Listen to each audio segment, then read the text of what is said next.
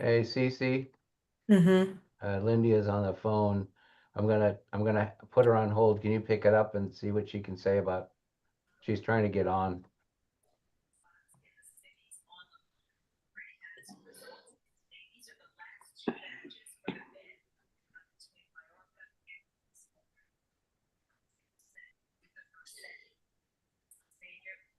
Did Rick ever respond? Rick, are you there? Why don't you Hey, Rick. text him, Ed? I text him and ask him to unmute.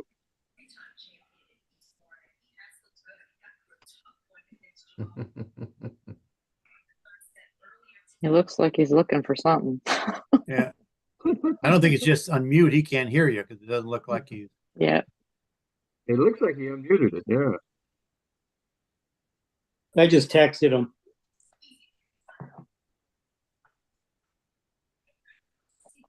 There he goes. Hello, can you hear me? There you There he are. is. We have liftoff. You hear us, Rick? Right. Can you hear me? Yeah. Yeah, you're all set now. So someone's talking to Lindy. We'll just give it one more minute.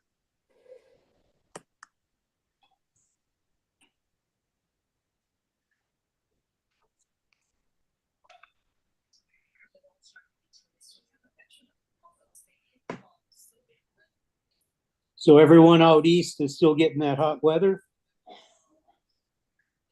It's better today. The last 2 days were like 100, but today is kind of overcast and rainy. But Okay. seems to have gone away. Yeah. Midwest is getting killed too. 95 today. It's 64 here in Minnesota. In rain. Wow. Send some my way. It's been cold here. It's unbelievable.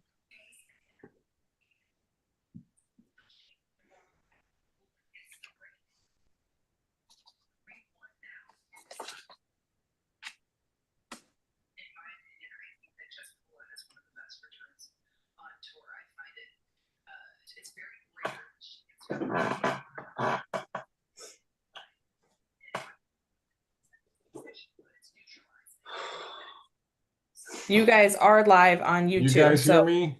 you guys can go ahead if you want, and I will Yeah, take the minute. all right, we'll go ahead. Rick, do we have a quorum? Rick, are you there?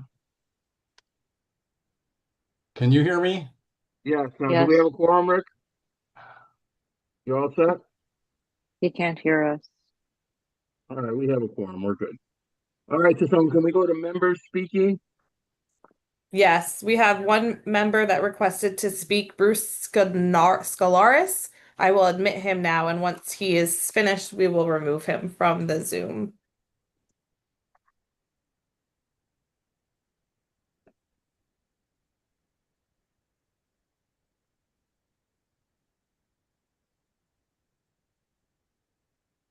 He's on mute.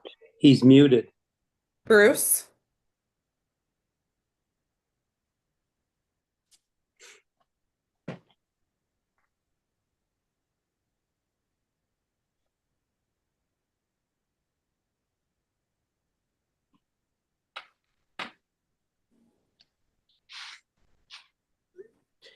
Okay. Rick cannot hear us. Right. Bruce, if you're speaking, you're on mute. No one can hear you. Yeah. Tell I'm Ed, just texting him now. tell Rick to make sure that his speakers are turned on. I told him to turn his volume up. Yeah, it could be his speakers actually. We don't usually do this, Melanie. We're actually. Well, this is normal. I was thinking Yeah, our first people are Zoom used to meeting in a different while. things, Teams Yeah. or Zoom or different things, and technology can be tricky, especially if you're used to one computer and then you go to another. Yeah. Well, you know, one thing you got to work on.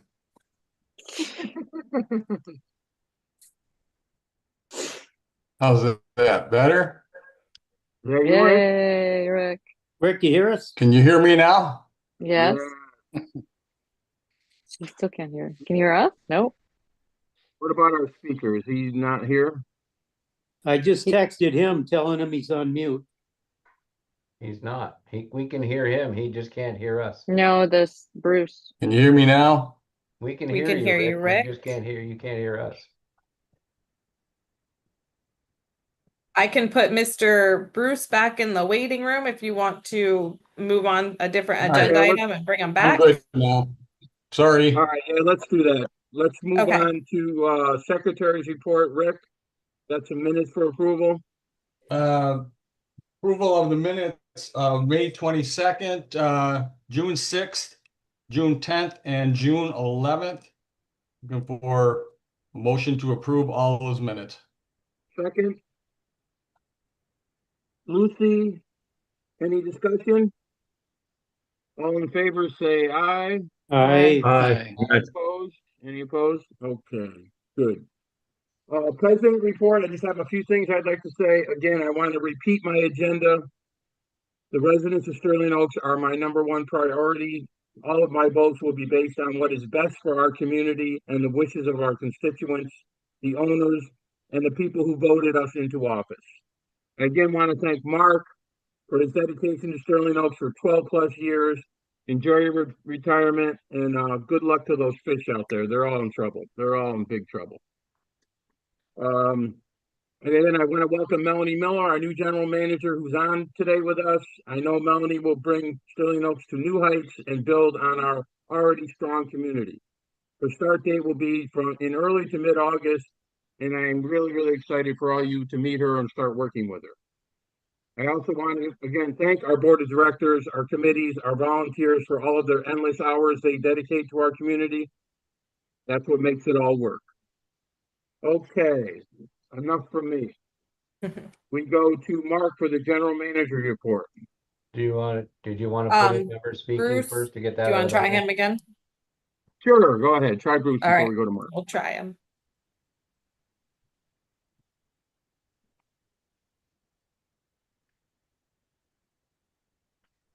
Mr. Bruce, you are live if you are ready.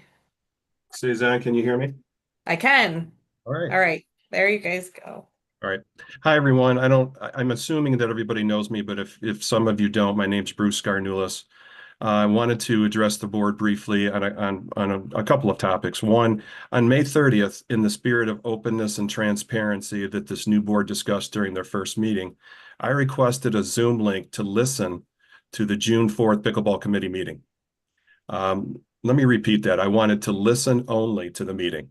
I requested a Zoom link to listen and was told that the Zoom link was not available, even though the same Zoom link that the Pickleball Committee members used to conduct the meeting was obviously being used.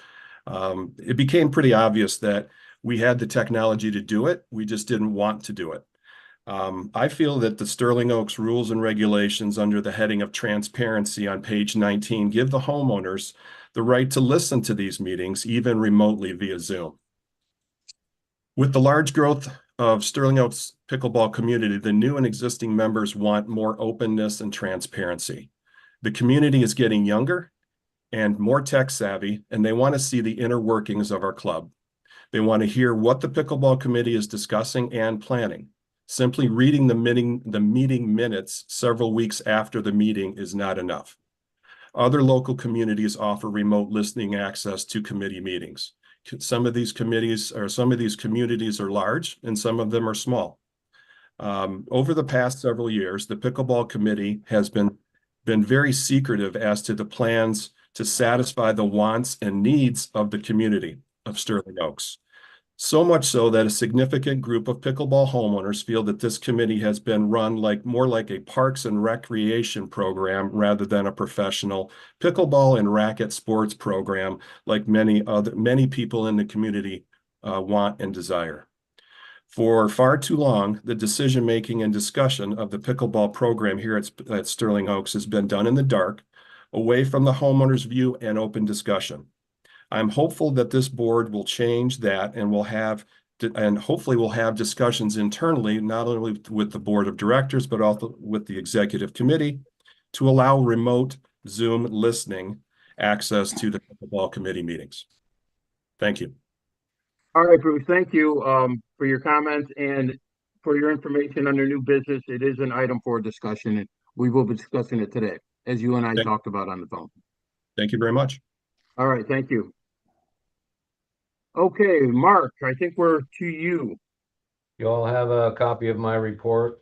That, as I say in that this is my last official report, and Melanie's going to have to take up the banner after this. And best of luck to you and all the wishes. And just know that if you need anything from me, that I'm available for anything that that I can answer. And you just have to either text me or whatnot, and let me know, and I'll try to help out as much as I can. Thank you for that. I appreciate it. So I'd like to thank everybody for their kind words, encouragement, regrets, and advice I received at my surprise party. It was truly a surprise, as you can see by my face. I was at a loss for words, and I know that came as a surprise to a lot of you that I wasn't able to say much at that point in time. I'm going to be clearing out my desk and office for Melanie prior to my vacation in mid-July. And then when I return into Florida at the beginning of August, I will be available for meetings if you need me, a Zoom or phone call or emails in the transition. I'm sure the board's made a great decision, and the role of general manager will not skip a beat. I've said it before, I'd like to reiterate that my team of staff members are true assets of the community. Their loyalty, knowledge, and attention to detail, along with a sense of care and compassion to assist the residents and members enjoy their lifestyle here at Sterling Oaks, is a testament to their dedication and tenure. Thank you to all the volunteers who've collaborated with me over the years, the committee, the project teams, and of course the board. This job is not possible without the help, advice, and knowledge the residents have and are willing to share. Keep up the good work. A couple of summer projects that just I'll give you some updating on. Seal coating. Now that we've allowed seal coaters to come into the community at a much earlier hour, they're getting started and being able to finish a lot of their daily calendar prior to the rains hitting. So we hopefully that'll keep them on track. They were in here early around 6:30 this morning getting set up, and then they start spraying at around 7, and they were well on their way when we went and checked on them this morning. So we're looking forward to that, keeping on track. The boardwalk, the maintenance crew has been working replacing the rotted out and old deck boards that were starting to find some rot here and there. They've been testing everything and replacing those. They will go down and re-stain that whole boardwalk with the waterproof stain once those boards dry in a little bit. The sidewalks that are currently around there, we talked to Rick, Ron Martin, our concrete guy, drove around. We really don't have an enormous amount of square footage and linear footage of the sidewalks that are in disrepair as we have in the past few years. We've done a good job of cleaning those up. The maintenance crew is going to kind of keep a watch on the heaving for the roots. If they need to grind any or they need to lift some or do some in-house, they'll do that this year. But currently, Zach says that we will not need Ron Martin to take out and repair the sidewalks at this point in time. You have a quote from two Valley curb repair companies. I had to try to get 2 quotes. I did find 2 quotes. I can recommend though that C&M Paving, who's done the work before, really comes in and does a fine job of making sure that the water goes from one end to the other and getting out of the way of the driveways, and making sure that the homeowner doesn't have to go through the muddy puddle every time they get into their driveway. And then the ASC committee comes along and cites them for a dirty driveway. So C&M has done a great job for us in the past, and I think they will continue that. The multi-purpose room has recently been completely repainted with Zach's maintenance team. They've done a great job. They've done some work on the doors, putting in some kick plates and whatnot to try to keep the place looking a little bit better.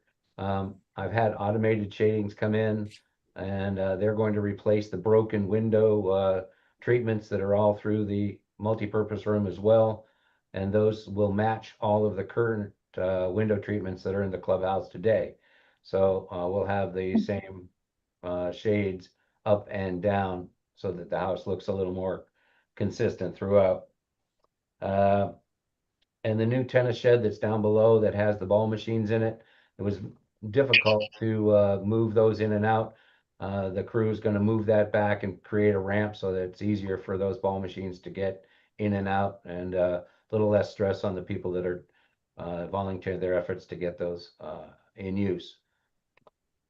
And that's it for me, unless you've got questions. And I appreciate everything you folks have done, and thank you. Thank you, Mark, and again, good luck to you, and don't be a stranger.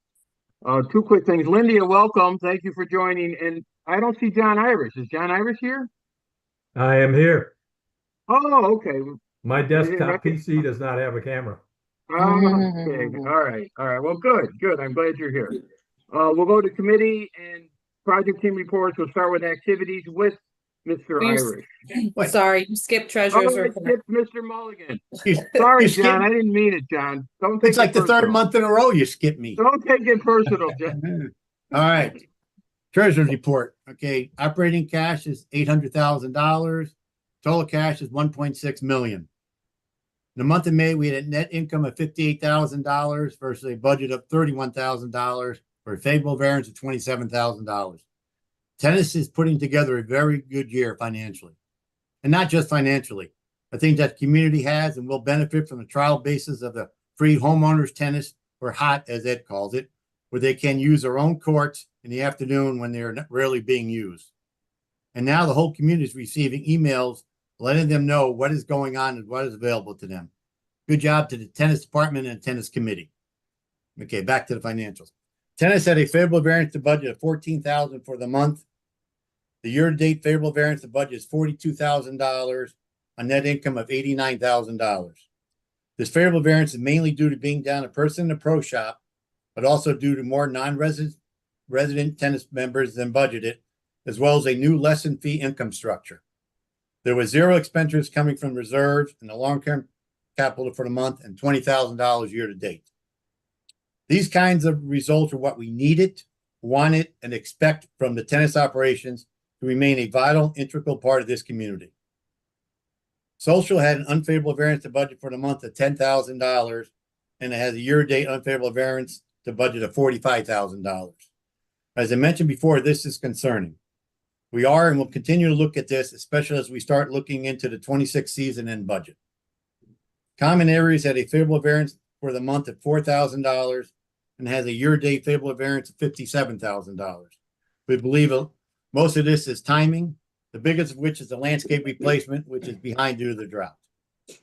G&A had a favorable variance to budget for the month of $21,000 and has a year-to-date favorable variance to budget of $35,000. This is made up of several different accounts. The two major variances again are capital contribution, home resales, which is $50,000 favorable, and professional service expenses, which includes our legal fees, is $36,000 unfavorable. The year-to-date net income as of 5/31 is $161,000 versus a budget of $87,000 for a favorable variance of $74,000. Any questions? Anyone? All right, John, thank you. Now we will go to John Irish with Activities Committee. Yeah, good morning or good afternoon, everyone. We sent out to all the board members the survey that was put together by the Activities Committee. We hope you've all had an opportunity to review that. It consists of about 20-25 questions, and the intent is to help the Activities Committee parse down the number of activities, hopefully so that we are more effective in terms of how we spend our money. So I'd like to ask if everyone has had a chance to look at that. Can we get that approved by the board for the Activities Committee to send out? Cezanne has already done some work on this, and we're prepared to get that out probably within the next week if we get board approval for that. All right, let's see if there's any discussion, John, and then you can make a motion. Anyone have questions for John? All right, John, go ahead. You can make your motion. I move that the board accepts the survey and allows us to go out with a vote right now. Second? Lucy, any discussion? All in favor, please say aye. Aye. Any opposed? Okay, carried. Anything else, John? That's all for me at this time. Okay. Architectural standard. Rick, All right, thank you all. I've got some great news. I think the perception always has been often that the Architectural Standards Committee is often operating punitively, picking on people for a dirty driveway or roof or whatever. I can tell you now, the current committee, along with Cezanne, has spent an inordinate amount of time looking at possible ways to improve the standards and facilitate improvement of people's homes and consequently property values. I'm going to be looking for a motion to approve all these standards as we've presented them, but I want to talk a little bit with an overall vision and vision statement, just so everybody's clear what we're doing. Revitalizing Sterling Oaks, a vision for a modern community. Sterling Oaks has been a cherished neighborhood for over 30 years, but like many communities of its age, the passage of time is starting to show. While many homeowners have invested significantly in modernizing their interiors, the exteriors of our homes still reflect the styles of decades past. With the board's recent approval of metal roofs, we believe now is the perfect time to take the next step in updating our neighborhood's look. We're proposing more flexibility for homeowners to refresh their exteriors, starting with the option to remove outdated decorative trims and update front doors, garage doors, and window shutters. Our goal is to support a more modern, diverse, and welcoming streetscape that reflects today's design trends while preserving the character that makes Sterling Oaks special. Let's bring new life to our community, one exterior at a time. Sterling Oaks vision statement: we aspire to be widely recognized in Southwest Florida as a highly desirable, amenity-rich residential resort community and a premier tennis club. In your packet, you will see some of the different elements of the standards that we'd like to update. Just briefly touch on these. Update the color palette. We'll be getting rid of 4 old colors that are like very 1998 and replacing with some new ones. Same with the driveway colors. You'll see a page will allow the homeowners the option to remove the decorative trim, gables, corbels, and fan lights. We'll be able to allow homeowners the option to remove vents, balusters, and shutters.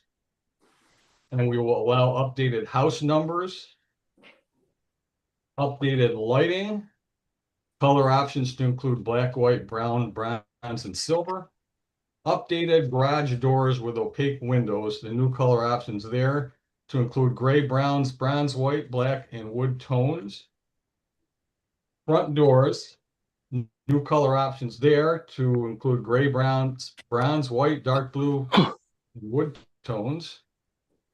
And allow Bahama shutters to replace plastic shutters. Also new color options, gray, browns, white, dark blue, black, and wood tones. I would like to present this whole package for approval from the board as we've seen this. I'll take that as a motion. Any discussion? Well, let's get a motion, second for the motion. Lucy again, seconds. Any discussion or comments for Rick? I would like to make one, Rick. I want to thank you and your committee for doing this. I think it's a wonderful thing. And I really appreciate the effort of you and your committee and Cezanne for putting this together. I'm just sorting cats. That's all. I'm thanking the committee's done all the work in Cezanne. I've had to ride around a little bit in visual, but it's been a pleasure because I said we've also been perceived as being punitive and negative, and it's nice to be able to offer homeowners the option to get rid of some of this stuff here. Some of it's already been, I think, trashed, and the committee's never been really hard on some of that, but it gives you the opportunity to modernize and, as I said, move 1995 to 2025. So thank you all. Very positive. Any other comments for Rick? Lucy. I second what Steve just said. It's a great job by the team. Thank you very much. Just a question, a general question. I'm assuming that anyone who has any color on the existing color palette that will be removed will be grandfathered, so they won't be told they have to paint their house. Once they go to paint their house in the future, they need to bring it into current compliance with the current Okay, standards. all right, thank But you. anybody that has like Jersey Cream today, no, they won't get a letter saying they need to paint their house. Okay, and similarly with the light fixtures, we've got some Mhm. current ones. Will they be asked to remove or they'll be grandfathered again? I just want to make sure everybody's clear. when Nobody we're- will get a letter today saying you're not in compliance with these new standards, but if Okay. they go to replace light fixtures, they need to bring it into compliance with the new Okay, standard. all right. And Thank this, you. I think the light fixtures are more of an example on that page. These are not like the specific ones you need to use, but it gives you an idea of what can be used because there's thousands of light Yeah, fixtures. okay, gotcha. So it's just a concept. Okay, thank One, you. I just, one of the benefits is if we're getting new paint job, that's an opportune time to get rid of these fan lights and corbels and some of the other stuff there once you're going to be repainting. Or if you're just doing touch up, you could do it too. You don't have to wait until you paint your house, but when you're painting your house, it's probably an ideal time to do that. Happy to get rid of the yellow and peach fuzz and earth tone. So, thank you. Okay, anyone else have a comment for Rick? Do we have a motion on the table, Sasan, or not? Yes, you have a motion in a second. Okay, all in favor? Say aye, please. Aye. Aye. Any opposed? Motion carried. Thank you, Rick, again. Thank you committee all. Again from all of us. You bet. Finance Committee. All right, the Finance Mulligan. Committee, yes, Finance Committee met on June 5th. Full copy of the minutes are on the website. Here are the main items that were discussed. 2026 budget, mainly the timeline that you all received. All department head and committee liaisons have been informed of the due dates. The 2026 budget timeline is as follows. The reserve study is already started. Development of the 2025 budget worksheet will start in July. Board committees to submit budget requests by 8/1/25. Final reserve study due by 9/1/25. First draft to the president and treasurer be mid-September. First draft to be submitted to the finance committee will be late September. Send proposed.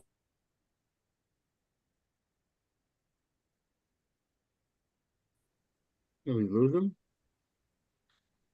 can't hear him either.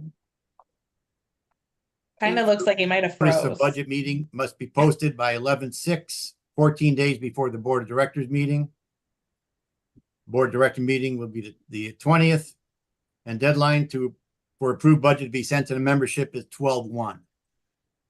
So what I plan to do this year, because a couple of people requested it, once we get to our not final draft, but once we're pretty close to done, we will let people, if they want to see the line by line items, we will show them to them once we have what we'll consider a final budget. Most people and most board members really want to see the summary, but if you want to see the line item, you're more than welcome to it. And I will sit down with anybody who wants to and go over line by line and, answer any questions. All right, as I said, the reserve study that started is scheduled to be completed by 9/1. Non-resident and renter collection policy, more of that when we vote an addendum to the policy. Food and beverage results. As I mentioned earlier, this is concerning. We know that activities committee is looking into this with Nicole, as John just went over. The finance committee has offered and is willing and able to help in any ways possible. The Beekman report and Bundle community report. These reports are invaluable financial information. We have used these reports over the years to gauge where we stand when it comes to salaries, benefits, subsidies, dues, etc. Finance committee is going to study and take an in-depth look into these reports for further assisting in the financial management of the community. Okay, so that's the finance committee report. And as I said, there is find it here. An addendum to the collection policy that we want to vote on. And the addendum, and the reason we're doing this is because we have every once in a while, a couple of non-resident tent members and residents who are late in paying their dues. And if we go by what the current policy is, we really can't do anything for 90 days. And if they didn't want to pay after 90 days, we have nothing to hold over them because they're done playing tennis or they're out of the community. So the addendum to the policy is for any delinquencies over $50, if payment is not received by 5 p.m. on the 25th day of the month, the non-resident member or renter will be contacted on next business day and informed their payment is late. If the payment is not made and account brought up to date within 14 days from 25th, then their membership will be suspended. This means suspension for use of the all club amenities, participation in any activity on club premises, and suspension of all vehicle bar codes associated with the account. Reinstatement of privileges will occur upon full payment of the past due balances and agreement that all future payments will be made by ACH. Do we have a second to John's motion? I'll second it. Ed, any discussion on John's motion? Questions? Lucy? I'm assuming we're not in any violation of any legal rulings on collections, are we, John? No, we asked our lawyer and they have different rules than our residents. So we are going by the rules in this one. So this is just for non-resident members then, and Yes. we're okay. Thank you. Anyone else? All in favor? Say aye. Aye. Any opposed? Motion carried. Thank you, John. I have a question on the treasurer's report, please. Go ahead. All right. Not so much a question as if you could just help me understand, what's the reserve study? What's the process for that? Our outside reserve specialists come in. They're actually going to come in this year and do a more in-depth study on our big ticket items. So there'll actually be. Have they been on campus yet, Suzanne? Or Yes, they have been here. They walked around for 2 or 3 days. Mark assisted with a tablet and took inventory of all of our assets and everything that we had. And we've had some emails back and forth on some different items too. So I don't know, Mark, if you know when we might have a draft update. I know we still have a ways to go when we give them ending balances and all of our projects that we finish in 25. So yeah. So what we do, we give them a list of all our assets that we want to reserve for. They then take that list, do all the logarithms that they do, actuarial type studies, and goes out 30 years, because that's, we have a 30-year basis here, and then comes up with what we need each year over the next 30 years. And we go from there. So this year we want a little more in-depth because a lot of the big ticket items are construction items, and their inflation rate's a lot higher than our normal. So we want to make sure that we're not under reserved. Okay. They'll come Mark. back And so this is if we've done this before, or this is something we Yes. do every year? Every year we do a reserve study. Every 2, 3, 4 years, we'll do a more in-depth study. Okay. And I'm assuming that any tariffs will be, any costs will be adjusted based on the tariffs as well. I think that was kind of the driving force on some of this as well, right? Yes, we'll be looking at just that and what kind of inflation is it? Is it the normal 3%, or is it the 5 or 8 or 10 that construction related projects are? Okay. Perfect. Mark? Thank you. You're welcome. Mark, did you have something to add? Go ahead. Just to let you know that every 5 years we've had the reserve specialists come in and do an in-depth report, check all the assets that are currently on the books. They actually catalog them. We should be getting a study that has the pictures of those assets as well. Several of the assets that we've run into in the past, one was, for instance, the seal coating or the asphalting the roads, and that the pavement and the cost was higher than what they had expected. So working with a gentleman from Drew Isaacs, we talked about some of the high ticket items that people are concerned with, such as tennis courts. So to meld into that, what we did is we got a hold of Hartrue, the company, and they have come down. They gave us 2 days worth of work on site, measuring, checking all the courts. We should have that report back next week from Lance and Ed Monacovo, and that'll go to the tennis committee. But what that'll do is give us an understanding of which tennis courts need to be looked at, repaired, replaced, and the timing sequences, so that we can better have that number in our reserve study so that we know what's going on. Some of the items that we looked at, such as the pump stations for the irrigation. The pump stations, if you had to replace the entire pump station, if it was blown up, would cost hundreds of thousands of dollars. But we noticed that there's only specific areas of concern in those pump stations, such as the VFD pumps, some of the filtration systems, but the actual piping and all of the standard stuff that's part of a pump, it is not going to go bad over the next 10 years. It's going to be over the next 30 or 40. So we looked at having an allowance put into those pumps for repairs over time, rather than having it sitting there 3 years from now.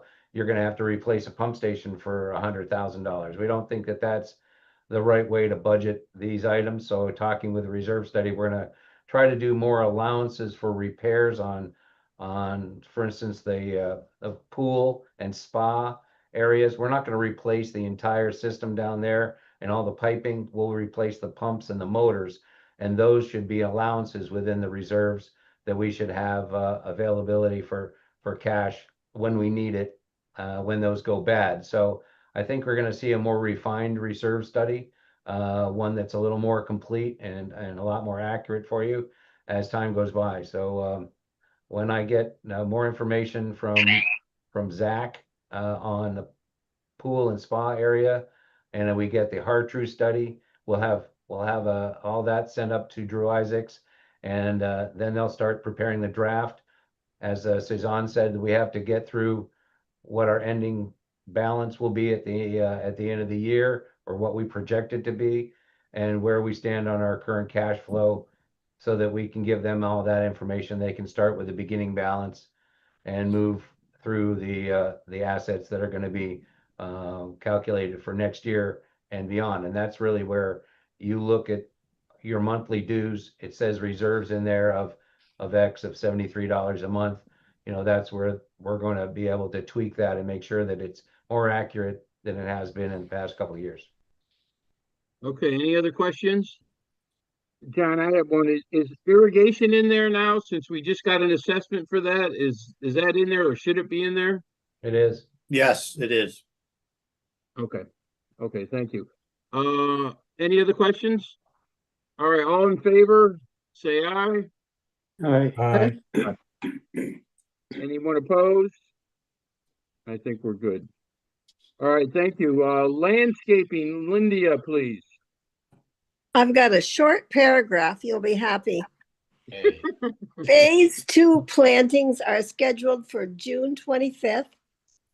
This phase involves the refurbishing of Sterling Oaks Boulevard and was delayed due to the drought. The committee has requested estimates for the next phase. We'll have more to report by the end of July. Respectfully submitted, Linda Moxley, Chair.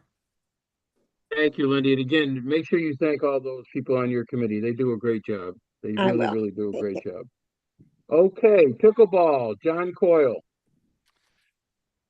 Okay, well, the pickleball report was submitted by Dan Shorts, and basically they at the meeting they talked about a number of things, and in reality, you'll see from the report that we really do treat pickleball as a parks and recreation program, not really as a professional racket sports program. And evidently, this is a concern that is popping up at the pickleball meeting, and it's being discussed. As a matter of fact, it's on the July 8th agenda, they tell me. For the most part, pickleball is planning a couple of wonderful activities for this year. They're in the process of adding a few, but basically they're doing a level up program where people can move their ratings up a little bit higher to be more competitive. They are continuing to run a really, really good open play program for the community.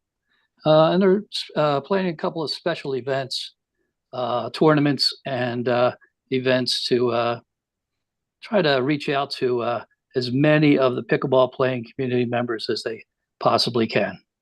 So it's a short report, but covered a lot of ground. I agree, John. We are a rec program and we are an amenity. People have to remember that. It's an amenity. And I think sometimes they forget that. All right, tennis. Ed, you're on. Okay, so I just want to briefly mention some numbers. The membership numbers, we're at 404 tennis members. We're up one from a year ago. As was mentioned earlier, we're waiting for the results of the consultant's report on the tennis courts and help us figure out what we need to do to bring them up to the standard that we want to maintain.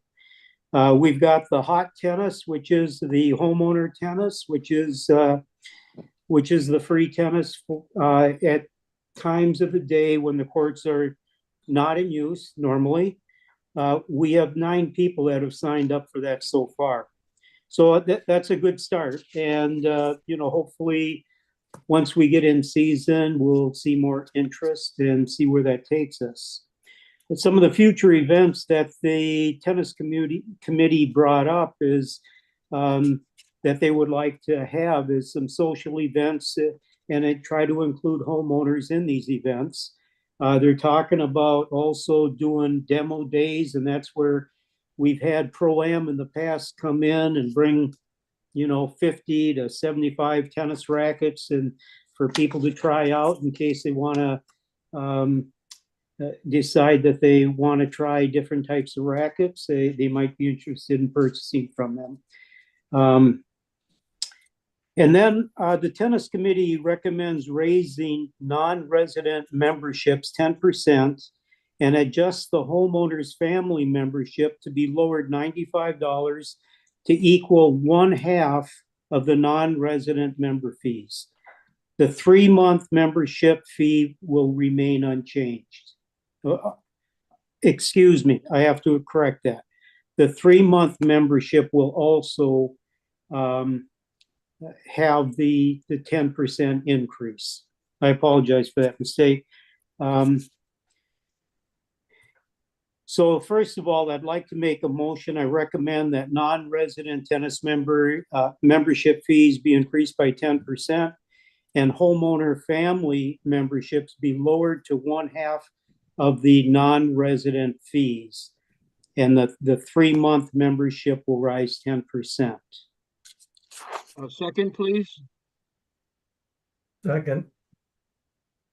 Who is that? John Irish? Yes. Discussion. I have a question. Yes. I guess my curiosity here is based on the numbers that John gave us and the fact that we've got money in the bank for that we haven't paid for a director of tennis. What is the sense of urgency about doing this now? Well, we're going to be having, memberships are going to become due at the beginning of the year again.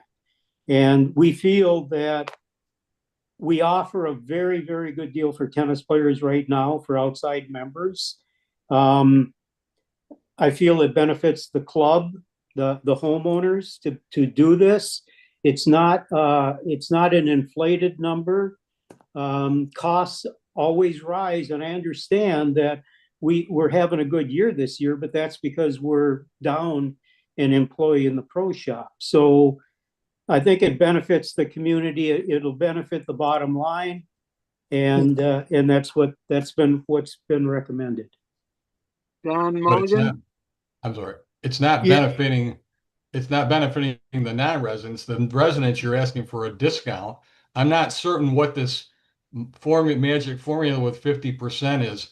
Right now, the non-residents pay a premium of 40%, which I think is fairly generous. I feel like it's fair to the residents that it's a 40% difference. I'm not sure by finagling these numbers just to make it 50% is a super benefit there. And I don't see the benefit of having to do it right now. I just didn't see if it's not broken, don't fix it. Wait till the beginning of next year and look where it's at now. I'm not sure, you're going to have non-resident people that are going to be unhappy about it.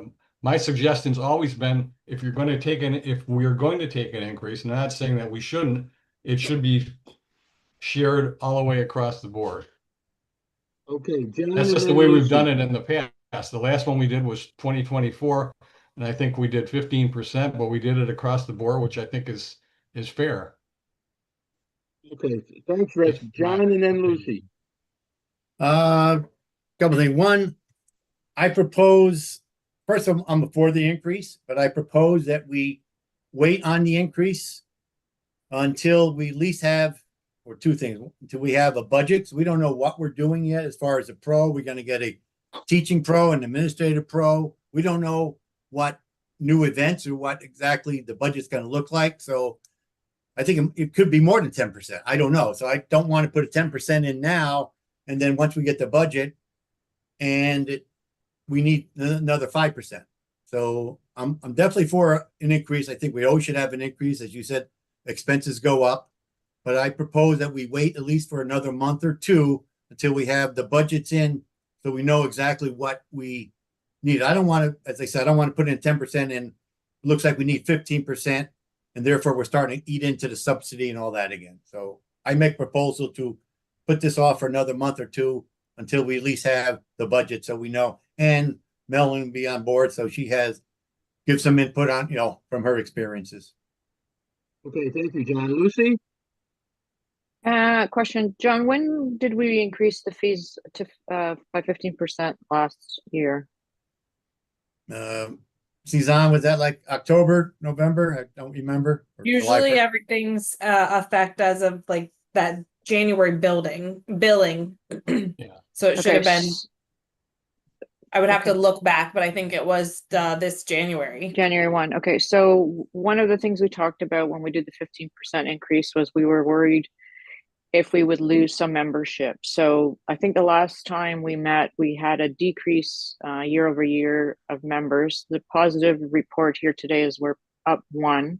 I think we need to give it a little bit more time to see the outcome of that 15% increase. And I agree with John, we also need to take a look at the budget as well. So I'm not saying no, I just think we need more information and more time before we move forward. Okay, anyone else? Ed? Yeah, I John, do. go ahead. I do. John Coyle and then Ed. Go ahead, Go ahead.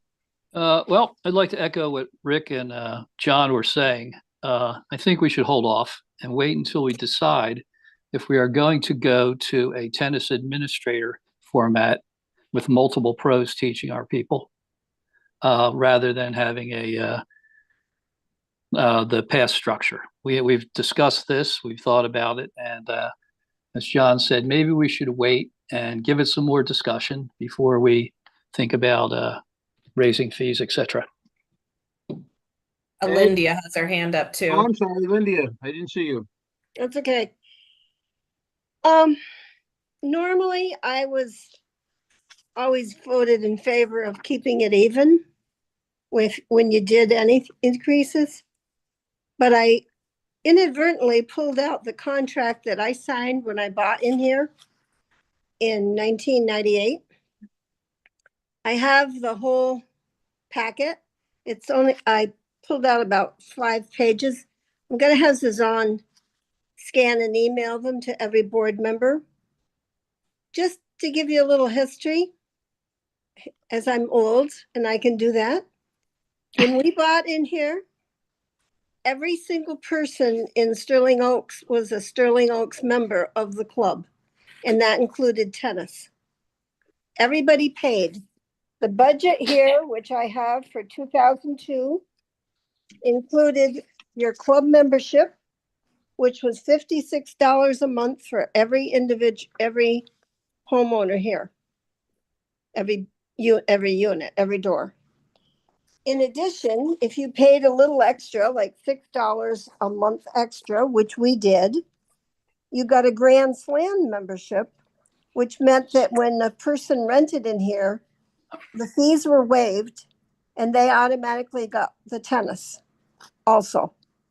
So that 3-month tennis stuff didn't have anything, there was no charge because everybody paid. We also paid in our budget, which you'll see, $20 a month food and beverage. Clearly states in our contract that we fully expect to fund food and beverage. And so if you didn't spend a certain amount, then there's things you can read about it in here. I'm not going to read it for you. But the point is, the homeowner here, who is a tennis player, has really lost over the years. First of all, we all paid. And then we could get additional benefits, plus you had unlimited tennis. And then they took that away and just the tennis people paid. And the other people paid very little, as you know. And we also lost the Grand Slam, where you could get your renter in here and they could have free tennis, like free pool, free bocce, free pickleball. So basically, we're a bundled community when I bought in here. And now the person who plays tennis has a big fee, or fairly big. I know it's still a good deal, but they're supporting the tennis all by themselves, which is why we have so many outside members. Because when this all started, we all paid. We all shared it, all the homeowners. So I think if you can give the homeowner a little break once in a while, you should do it. That's my only point. And I think we should wait for the budget. Okay, Ed, did you want to respond? Yeah, I do. I want to, something that I've been trying to get the community to do for years is to market home ownership to tennis players. I don't know how to do it. I know that we tried hiring a company to do some stuff online that might bring people in. I don't think it was very successful. But I think the one thing we all have to understand is that the people who live in the community that play tennis have a much, much larger stake in this community than an outside tennis member. And there should be some benefit for them for doing that. And for it to be able to use that in marketing home ownership to tennis players, whatever we can do to draw, we talk about the lack of tennis players in the community. Well, we got to work on that. We got to market. We got to market and try to get more tennis players into the community. Thankfully, we got this homeowner tennis going, so that we lose a little bit of a resentment from some of the homeowners who always felt they should have some sort of access to the tennis courts free of charge, and so we've addressed that. But I think we have to do things for the people that live in the community and make it so they benefit more by becoming tennis members, and encourage home ownership here for tennis players. John Coyle, did you want to say something? Yeah, I wanted to go back to Lyndia, and those of us who aren't tennis players who live here, we do support the tennis program financially by paying our amenities fees, our reserve contributions, and our capital fund contributions. It's not like a free ride for non-tennis players, contrary to when we were a bundled community. I understand that, John, but a tennis player here also does the same thing. They pay the tennis membership and they pay the amenity fees. Right. I would like to ask Ed, he mentioned something about this program to see what it was like when it was in season. And I do recall we only voted it through off season. Correct. Well, through October 31st. Right. And then we're going to revisit it. Yes. To see if it should be extended eliminated, or where do we Right. go with it? Right, okay, that's, okay, thank you. Mhm. All You right, know- just one quick. hang Go on, ahead, and go let me ahead, just, Steve. I did send you out a survey that was conducted by the tennis committee last year, and our fees are low. There's no arguing, our fees are low. So, and we have raised fees and we haven't lost any members, but again, that's a decision this board's gonna have to make. Ed, you can go ahead and make a motion, or we can choose to table it till next meeting. Your call. I'm gonna present the motion, and if it doesn't pass this month, we can look at it in the future. But I'm gonna make the motion. I There recommend. is, you already made the motion and it Okay. already has been seconded. Thank you. It's already been seconded. Any more discussion? All in favor of Ed's motion, say aye. All opposed? No. Goes No. down. Aye. Right. Okay, Ed, second Yep. item, on your agenda.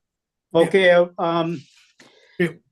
Once again, Ed, I agree with the Yep. proposal and I think it just be pushed back, that's all. and I'm totally fine with it, and I'm sure the tennis committee will understand where you're going, and we'll revisit this in the future when we know a little bit more of the direction of the tennis program. All But right, thank great, you. thank It's you. gonna take place you. until January 1st anyway. Nothing's gonna happen until January Right. 1st anyway. Right. So, Okay, the other motion, one thing I want to say is that since our tennis pros had been gone since last fall, the pro shop employees have really stepped up and have done an amazing job.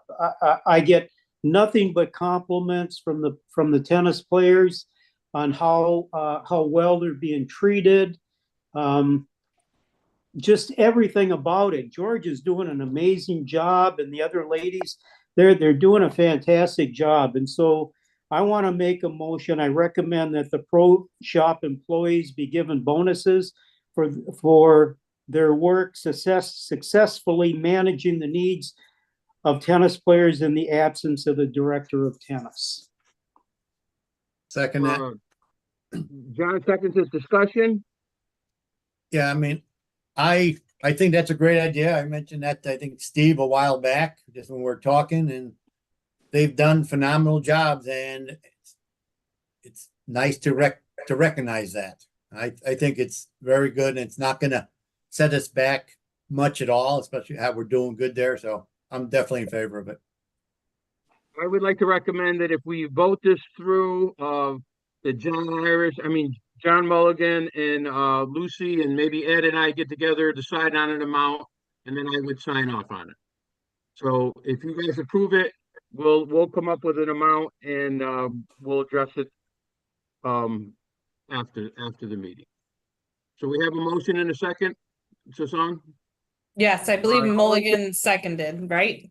Yes. Thank Okay, you. all in favor of the bonus for the tennis office staff, say aye. Aye. Aye. Any opposed? Okay, unanimous, thank you. Okay, Ed, one more item. Okay, one more motion I'd like to make is, Stelios came in here. He's really made people feel good about, he's a great coach, does a great job. And so I want to make a motion that Stelios receive a bonus or an incentive for the work covering as our temporary pro. Second? I'll second it. Any discussion? Yeah, maybe we ought to discuss that. Rick, Steve, I think since we haven't decided whether we're moving to a administrator or replacing the tennis pro, maybe since we are facing a lawsuit right now, maybe we ought to hold off on this until we decide which direction we're going. I think it's going to factor into the lawsuit. Any other comments? Steve, I think, the whole concept of providing bonuses to someone who's not an employee of the club is setting a precedent that we may not want to start. but I'll leave it Okay. up to others. Okay, anyone else want to weigh in? Well, Okay, I think it go kind ahead. of does it. I don't know if you do it for the people working in the club and you don't do it for him. I don't know. That seems a little odd too. I don't know. Well, I don't think care either way. the concept of giving people positive feedback for doing a good job is something we want to do, as opposed to just disciplining people when they don't do a good job. I think the better way of doing it is the way we're doing it, is rewarding the people that do a good job and letting other employees know that we do recognize when they go above and beyond. I'm not sure it has anything to do with a lawsuit. I mean, so, but that's all for you to weigh. Any other comments? Lucy? So he hasn't been here for that long, and I'm sure he's, eager to make an impression, which is fabulous, and it's making our membership feel that they matter. So that's important. But I think it's premature to give him a bonus. And I say this because we have lots of employees who make a difference every day, and I don't know, what the compare would be. Are we giving them bonuses and incentives? I think we need to be fair and reasonable across the board. So in my opinion, he's got a contract and he's got a opportunity to make a difference and to prove himself. And then when we get to the point where we're going to decide what the how we're going to run the tennis program, he may have an opportunity then, but I think it's premature. Okay. And yes, Mark? words are enough I would agree. sometimes, and it doesn't have to be money. Okay. Okay, Mark, did you have a comment? Just to echo John Coyle, specifically within the EEOC complaint, there are allegations of hiring and taking care of somebody else in the place of the pre-existing tennis director. So I think as a contract W-9 LLC that he is currently working under, he'd be the same as any other contractor that we would hire to do specific other tasks within the community. I think it's probably best to make sure that we are doing the right thing and not getting our feet wet in a puddle that we don't want to step in. So I think that I'm kind of siding with John Coyle on that one until we know more about what's going to happen with that situation. I think that it's best to make sure that we are being as careful as possible. One other just little comment about this, and it's nothing to go back to transparency. What Bruce had said is that currently we're on YouTube. This is internet. It's never going to go away, and anybody in the entire world can be watching this at any point in time, including people who are currently in a lawsuit with us. So I think it's probably something we probably want to watch. Good point. Okay, anyone else? I think I'm going to withdraw my motion for the time being. Okay. I hadn't realized the repercussions that could occur, and so I think it would be best right now to withdraw that motion. Yeah. Thank you. Thanks, Ed, and I think it's a good move also, and again, thank everybody for their input. That's why we discuss things. Old business or something, we don't have anything there, right? Not that I have. Okay, so then we're gonna go on to new business and go to front gate passes. Who's taking that? Is that you, Linda? That's Or me. Mark? Okay, go ahead. Well, as everybody knows, we've had some complaints about the way the passes are being handled. Some people get a 3-day, some people get a week. And owners have been jeopardized in the whole thing by not being able to get any pass. So unless they go through the gate and show their license each time. So I make a motion to allow owners who come to their Sterling Oaks home in a rental, loaner, or dealer vehicle to get a gate pass for their stay up to 2 weeks. At that time, they must renew the pass through the gatehouse. Now, I happen to know personally someone who had a rental car for 6 months because they couldn't fix his new car that had been in an accident. So it happens, but that's my motion. For 2 weeks. All right, any second to the motion, please? Second. Ken Swallen, discussion? Sure. Question. Yeah, I agree with that. They should do that. But if someone has to have a car for 6 months, they go get a damn pass for $25. $20. Oh, sorry, $20. So anyway, but I'm Okay. Yeah. That's John okay. will pay the $20. John will pay the $20. All right, Lucy, what do you have to say? Just a question probably for Suzanne. Is that a logistic issue, or are we able to do that? It is doable. The guards do have to just take some extra steps in adding the homeowner to their guest list for 2 weeks to produce a pass. It's something we don't really encourage the guards to get into that side of the system, because then they'll get into practice of adding guests and such. It's doable though. I did raise this to Lindia when we talked about it briefly, that maybe the board wants to move in a matter of maybe we can look at it budget season, that residents get barcodes for free. So we don't have this issue. And it helps the barcodes help the traffic get away from the guard and pushes them in the resident lane. So the more traffic I can get out of the guard's lane, the faster we can get guests and vendors through too. So just a thought for the future. Okay, So any other dis- So Go ahead. it will tie up the guard, adding in additional information. Is that what you're saying? Yes, they'll have to, instead of admitting them as a guest or just getting their ID and admitting them, they'll have to now add them as a guest and add them as a date range and make a different pass. It's doable. It's just going to take a little longer.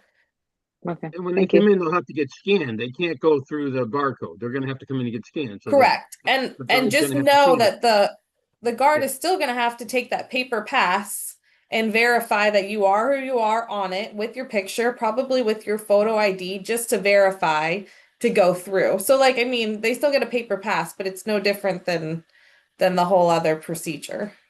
All right, let's vote on this motion and then talk down the road, Suzanne, about what you're talking about with the Can I just say one thing? barcodes. Yeah, go ahead. Actually, don't have to show it. You don't have to go through all that. Once you get that pass, I know because my kids come a lot here. It's got a They barcode come on it, through, they just hold up the pass and they're and through. they scan it. Yeah, It's just, Yep. yeah, Absolutely. I'm even sure they Whether they're scan. supposed to or not, that's what they do. That's what they do. Yeah. All right, anyone else? Okay, all in favor of Lindia's motion, please say aye. Aye. Aye. Any opposed? Carried. Thank you, Lindia. And again, we'll look down the road at another agenda item of addressing what Suzanne was talking about with the barcodes. That would even be a better idea, I think. Sure. Okay, thank you. Okay, zooming during committee meetings. I think this was yours, Ed, correct? No. There was a little confusion on who sent what and who wanted what, so I just left the agenda as is. But I think overall Ken's request on the agenda committee meeting minutes intertwines with this subject. So I think B and C are one of the same. Okay, so I guess the first question is the Zoom committee meetings. Is it technology possible? And if it is, does the board want it? Those are the two questions to me. Can we do it physically? So it is in our documentation that says that any member can participate in a committee meeting, however, can be present but cannot participate. So we need to make it accessible. Suzanne, is it physically possible for us to do that? Could I send out a Zoom link and post it all over the web for everybody to attend? Absolutely. We did run this by our attorney to see what legally our rules and regulations and documents require us to do. I was trying to find it as we were on the sitting here, but we do not have to legally send out a Zoom link. The Zoom is a convenience for the committee members. We are being transparent enough of posting the board minutes. I can't admit, or at least I don't know how to set up a viewing room in Zoom. So, I mean, I can do the research to see if there's a way to like have people sit in Zoom and watch it, but not be on our screen or have the ability to unmute themselves to start talking. So I'm not sure on that side of it. John, Yeah, I think it's something that we should be able to do first of all, and I think we should do it.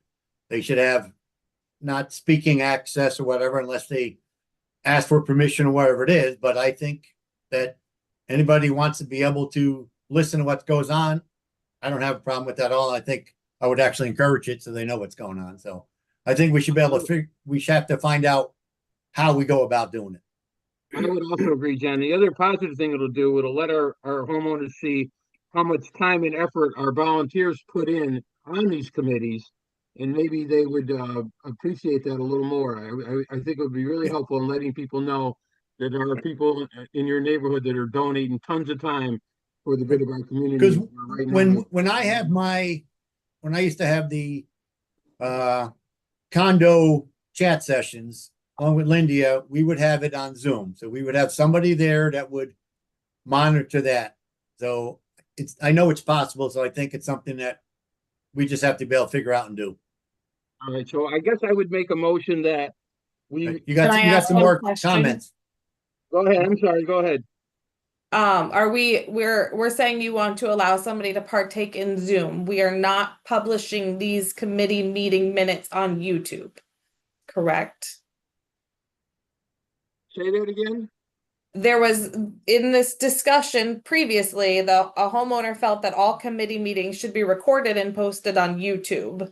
I've had many conversations with committee chairs and committee members, and they would not feel comfortable being committee chairs or on committees if these meetings were that they felt that they could speak freely in were recorded and posted on YouTube for everybody to see. For Zoom. We're just asking for Okay. Zoom. We're not asking for YouTube.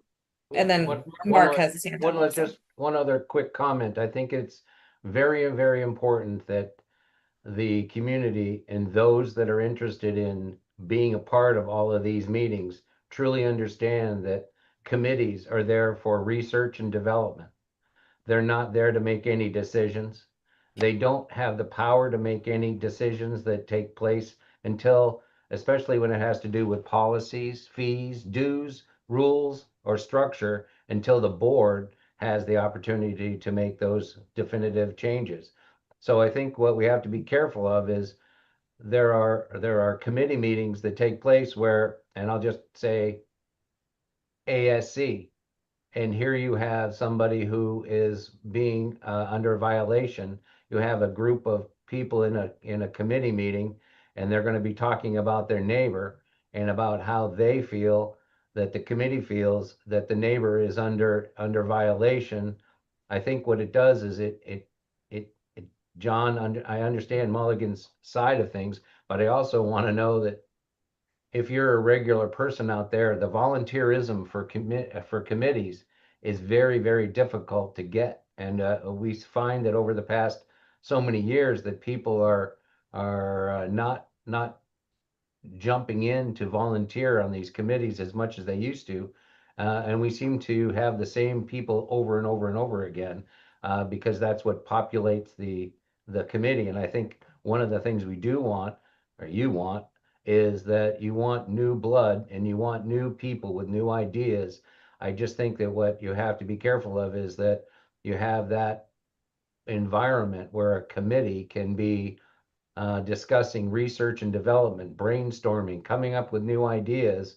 And if that's recorded or part of a Zoom, then you have somebody who, and I'm just going to say that part of the other side of the media that decides to spread their next door opinions. That I was listening in at the ASC and they're talking about I think we ought to, make sure that you tell everybody not to vote for that. Well, the board hasn't even had a chance to look at it, and the committee really is just brainstorming. I think there has to be a a fine line to understand that where your volunteerism is and whether or not the outside community is really interested in participating in the meeting, or are they there because they think something's going to happen and a decision's going to be made that they're going to be blindsided by. And I think that should not be the case with a committee. A committee should be there for strictly to develop those policies and those decisions that the board can make down the road, so that the board members and the management staff don't have to spend the time doing it. That's why the volunteerism exists. So that's just my 2 cents. All right, thanks, Mark. I do somewhat agree with you, but I also think that by not doing it, people look at it like they must have something to hide. And I want to make sure that we're transparent and we have nothing to hide. But I would also say that if you're talking about an individual case on the ASC, that you shouldn't be mentioning people's names during that meeting that's being Zoomed. I think that's a simple answer. We have an issue with a house that's got the color and the homeowner doesn't want to do this, and you just would leave the person's name out of it. I think there are potentials for negatives, but I think the potential for positives is way more. My opinion, and I plan to support it. Anyone else? Steve, John? you're making a good point. However, the people on the committees are not professionals. They're not professional speakers. They're not professional leaders. They're volunteers interested in some aspect of the community. So consequently, when they do have discussions, they are going to make mistakes. They're going to make public things that shouldn't be made public, names particularly, or opinions that are really not popular. So are we meeting, according to our lawyer, we're meeting our due diligence by posting everything to the board. The committees don't make any decisions. We as liaisons, we don't make any decisions. We just present things to the board and the board makes the decisions. So my question and also my statement is that I feel that we are being diligent, presenting the meeting minutes to the board like we do right now. People who want to listen in on the meetings, well, that's wonderful, but they can only listen in. They can't participate. That's what we're talking about. Just listening in, not just listening. Yeah, just listening in. So as opposed to just listening in, why not read the minutes? Or why not listen to the board meetings? Okay, anyone else? Yeah. But the minutes do not really reflect what the feeling of the committee is. It just is what's finalized in the discussion. So that's 2 sides of it, John. I agree. I don't know, but I think if anyone in the community would like to listen and only listen, I don't think they should be able to speak. I don't know why that would be a problem. Okay, Ed? When you go back and look at what the strategic plan is for the community, one of the things that people really mentioned a lot was transparency. And I feel that as board members, we have to try to promote that transparency. And one way of doing that is to allow people to view the committee meetings via Zoom, not participate. But that's how I feel. Mr. Mulligan. 2 things. One is, can we exclude the ASC from this, being on Zoom? Because of the nature. I'm on the motion to do that, yes. Can we look into, like, maybe Melanie has used a different technology other than Zoom that has a viewing room, maybe Microsoft Teams or something that we can, rather than making a motion today on this matter, could we see what else is out there that might accommodate what we're looking for? Yeah, that was gonna be the second part of my question. I was gonna put Melanie on the spot to see if she has addressed this before, if she has anything to say or add. I'll be happy to add my thoughts about this. There's pros and cons to the situation. My experience is that the more, I think not letting people in does give people the narrative or the story that things are secret and they're not being listened, they're not able to listen in, especially when you have people that are remote, for the summer and things like that. Cezanne, we do use Zoom for this, but we have a hosting webinar license, and I don't know, I'll get some information. I don't know the cost difference, but it's a different type of license, I think is how we do it. Now, my experience has been that COVID changed things a lot, and people have more of an expectation than I think they did before to be able to, they know the remote technology is there, so they have an expectation of it. And so I think there's more that drive to have the ability to stay in touch and listen and understand what's going on. You're not going to be able to stop people from saying their own opinions about what they think the meeting entailed, but at least they, can view and again get the feel of the meeting and be more engaged, hopefully. Okay, Okay. Well, thank you, Melanie. thanks. I would like to recommend that we do table till next meeting. I don't think there's anything critical here that we have to do by until next meeting, and talk about some different solutions. And I do agree there are potential negatives to doing it, but there's a definite potential to not doing it, and that is the second guessing and the lack of transparency. And to me, that's way bigger.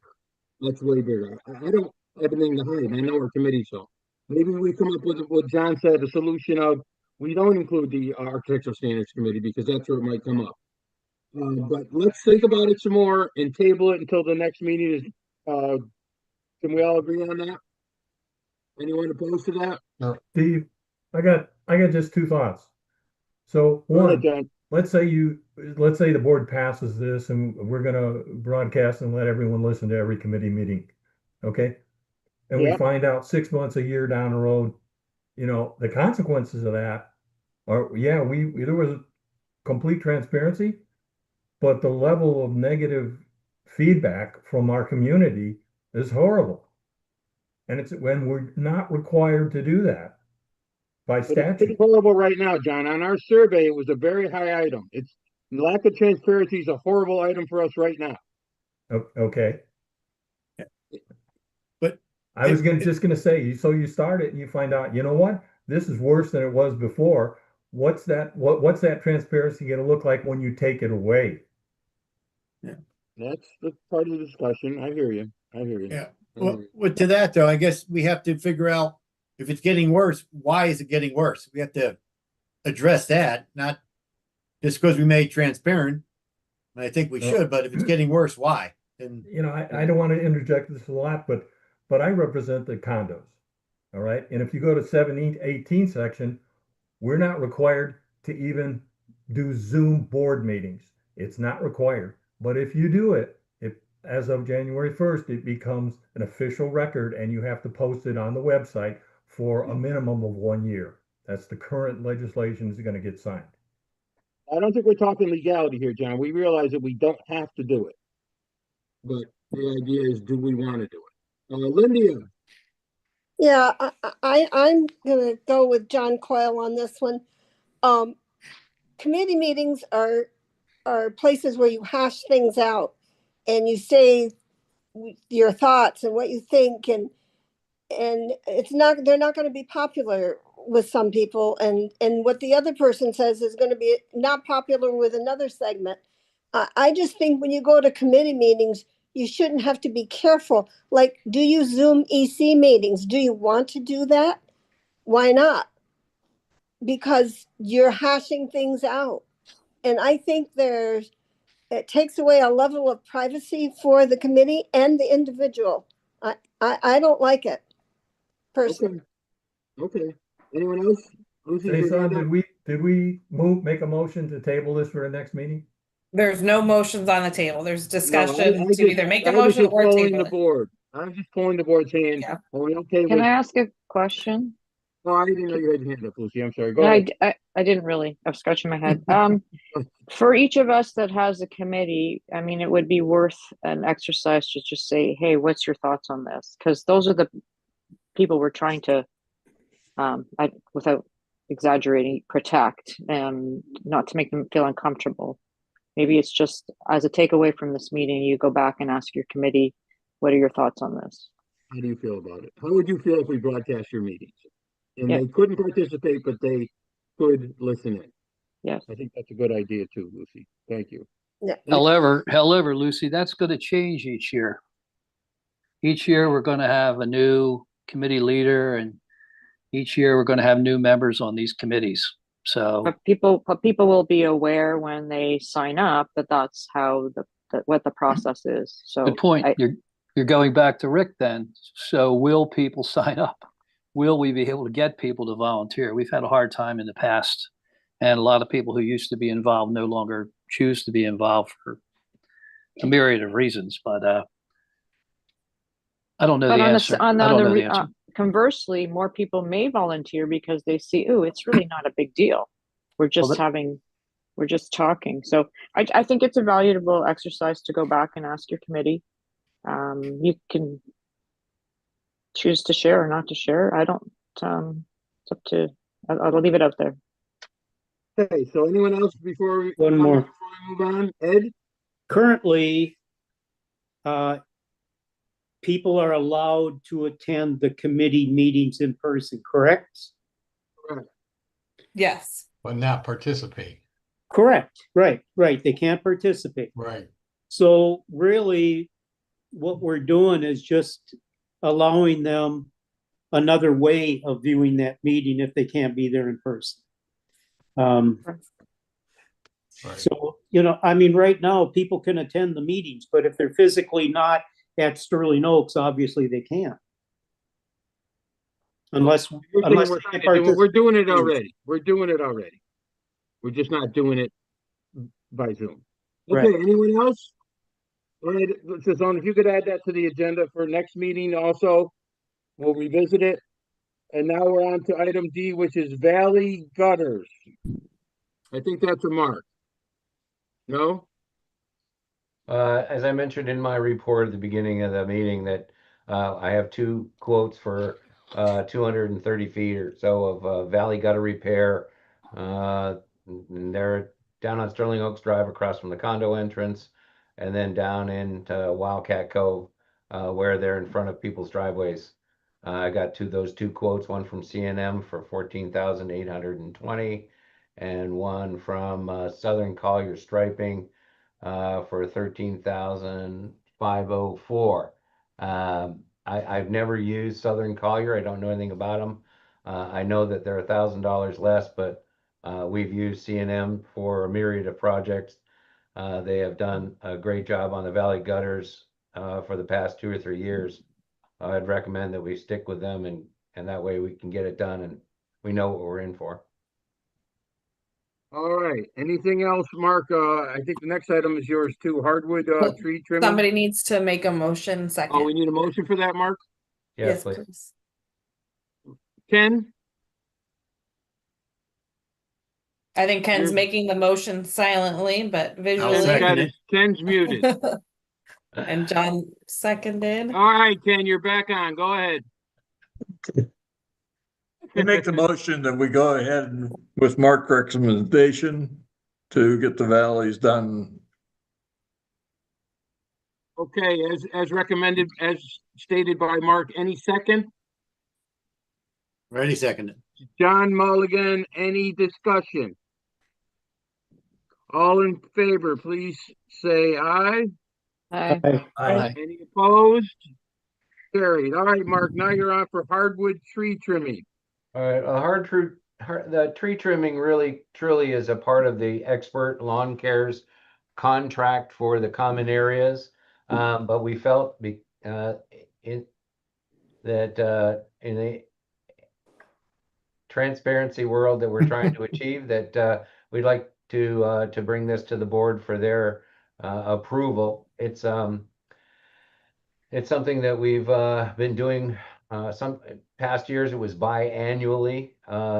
We are still recovering from some hurricane damage. And so they're going to be going through the community and trimming those trees that need to be trimmed and leaving the other trees alone. So it's not every tree within the entire community. We have 3,000 oak trees in the community, and that would be way more money than we could afford. So I think Expert has done a good job. Mike has gone out there, walked the community, and specifically marked the trees that need to be trimmed. And that's how he came up with this quote. I did go to another tree trimming company and asked them if they could trim the trees. They said, of course we could. We'll come in, we'll trim the trees, and then when we're done, we'll tally up the number and give it to you. I said, well, can you give me a quote? He goes, I can give you a quote for $75 a tree if it doesn't need to be trimmed too badly, and $100 for the tree if it needs to be trimmed severely. I said, well, how many? He goes, I don't know how many trees you got. And I go, well, a lot. And he goes, well, some will be done, some we won't. I'll tell you at the end of the show how much money it is. I said, no, can't do that. And I said, I want you to walk. He goes, I'm not going to walk the community and count everybody's trees, including their backyards and whatnot. And I said, okay. So that's why we have Expert, and they are the contractor of choice. And they do have it in their contract to do the hardwood tree trimming, just like the mulch and the common areas. So this is more of a transparency issue than it is an actual, truly a quote for tree trimming services. You want to vote on it, or are you good to go? It's a large amount of money, so I think you need to vote on it. I think it's kind of like the landscaping replacement budget. It's in the budget. The landscaping committee knows that they have a specified amount that they can, use each year, but they do bring it to the board's attention when they are going to be spending any money. And I think this is one of those cases where it's best for everybody to know that the common area or the tree trimming within the community, this is all the common areas, all the neighborhoods, all of the everywhere, including the north perimeter next to the condos, but not within the condo confines, if you want to call it, within their own properties. But everywhere else on the property, this is trimming for those hardwoods. All right, do you have an amount so I can make a motion? Yes. Or do you? A motion was made by Stephen Mara to approve the contract with Expert Tree Care for the hardwood trimming in the amount of $36,175. Thank you. Second. Second. John Irish seconds it. Any more discussion on the hardwood tree trimming? Yes, I do. Mark, Yeah. you said you went out to one other company to get a quote and they pretty much said, go to hell. Well, they Have we didn't say tried- that. I asked them, and I called another company to ask if they do it. They said, yes, how many trees? And I said, well, I have a whole community. They said they would do it. They would come in and at their perusal, they would decide which trees need to be trimmed and give us a bill at the end of the day. And that, Have you tried anybody else? Are there anybody else who could do it? Because normally we're supposed to get 3 bids. Okay. I can only tell you that the tree companies such as Johnson Tree, England's Tree, there's a tree service, all have said they're not going to spend the time and energy to walk the community to specifically put in the man hours to count all the trees that needed to be trimmed and then present that and to get a quote, only for us to say no thank you because of the cost. They don't want to put the man hours out ahead of time. They want to know whether or not they got the contractors to come in here and start trimming all the trees. So Okay, I think that's why we use Expert for this. It's just part of their actual contract that they have to do that tree trimming. It's part Right, of, but we have gone out before and we have gone out. we've used Expert every year, and before that we used Leo's every year. Yeah, so if it's part of the contract, It's not part of your bulk landscaping contract, but we've always utilized the bulk landscaping service provider. oh, okay. Mark, All just right, a any other comment. discussion? Any other comments? Would this, Ed? would all this work be done before our first hurricane? And if not, whatever hurricane damage was done, would that be included? They said that they could Typically, a start. hurricane always comes when Mark goes on vacation. So we anticipate our first storm around July 15th. They will be, they told me that if it was approved today, that they would start next week. Okay, anyone else? No. All in favor of the hardwood tree trimming, please say aye. Aye. Aye. Aye. Any opposed? Motion carried. Next board meeting is July 24th at 1 p.m. Steve, Do Steve, we have any other comments before we adjourn? yes, I do. We've been talking about food and beverage and what we can do to curtail our losing, over budget right now and et cetera, et cetera. And I've been talking to Nicole, and one of the ways she thought we that we could save money would be to either eliminate, which I don't agree with, or reduce the number of Friday night dinners we have in the summer. Because right now they are very, very poorly attended. One day we had 9, one day we had 16, one day we had that. And with all the reciprocals we have, and with all the high-end restaurants giving deals to get you in there, we just don't have the customers. So it doesn't have to be voted on, but just what are the board members' thoughts of reducing it from every Friday to maybe twice a month? Any comments for John? About once a month, John. Yeah, that's a possibility too, but I was thinking maybe start with 2, see if that works, and go to 1. But I've talked to several members who lived there, and they say they go once a month, maybe twice, and they don't have a problem with cutting it back at all. Once or twice a month would probably be good. Linda? I agree with that. I think one of the things is during the summer, they don't have music, and the music always brings in a lot of people. And if you don't have the music, you're just not going to, and that's a big expense. So I think twice a month would be good. Lucy? Just a suggestion, but maybe you want to add it to your survey questions for the residents. If they would, how often they frequent, if it's not in there already during the summer months, Friday night dinners. And if they would be opposed. Specify summer months or during the season, question by question. Okay. Can I ask one more question, Steve? Sure. Have they had the bar nights? Pub nights? Pub nights. Yeah, pub. They've had pub had night one. menus. How did that work when they had the pub night this summer? I don't even know if they had enough reservations to actually have it that night. Okay. So I mean, the reservations have been very slow. Yeah. So I think limiting it to at least two nights a month might, split it from 10 and 10 to at least 20 people on that Friday right now. Yeah. So I think Right cutting it now- out right now they've also got a sends a little- message to the 12-month residents that they're not important. So I think you need to be careful of that too. Right. So Right, that's why I don't want to cutting in half eliminate is it. where we start. We cut it in half, maybe where you start. He's got the menu for this Friday night. If you've seen it from Nikki, is it's kind of a mixture of the pub menu and a couple of other items too, but it is casual in nature. And I think that they've got somewhere in the neighborhood of 25 reservations or more right now, and probably a little more to come tomorrow. I can tell you that 4th of July, which I know some of you will all be attending, is right now over 70 people. So Melanie, you're going to be expected to be at most of these dinners from now on, if that's the case.